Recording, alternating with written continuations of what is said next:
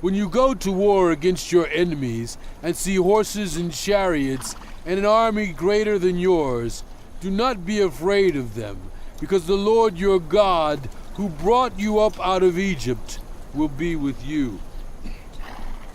When you are about to go into battle, the priest shall come forward and address the army. He shall say, "Hear, Israel, today you are going into battle against your enemies. Do not be faint-hearted or afraid. Do not be terrified or give way to panic before them. For the Lord your God is the one who goes with you to fight for you against your enemies, to give you victory." The officers shall say to the army, "Has anyone built a new house and not yet begun to live in it? Let him go home, or he may die in battle, and someone else may begin to live in it. Has anyone planted a vineyard and not begun to enjoy it?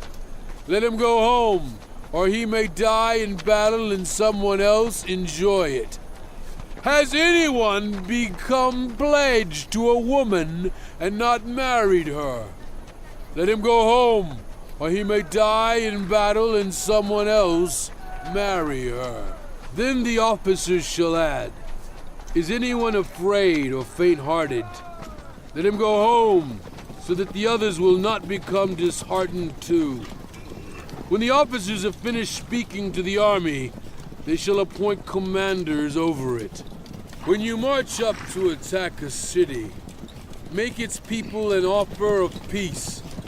If they accept and open their gates, all the people in it shall be subject to forced labor and shall work for you. If they refuse to make peace and they engage you in battle, lay siege to that city. When the Lord your God delivers it into your hand, put to the sword all the men in it.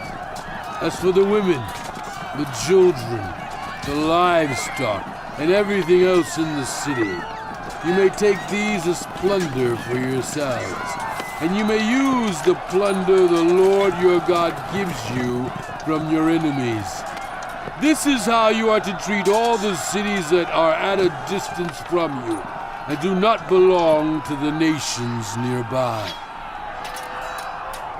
However, in the cities of the nations the Lord your God is giving you as an inheritance, do not leave alive anything that breathes.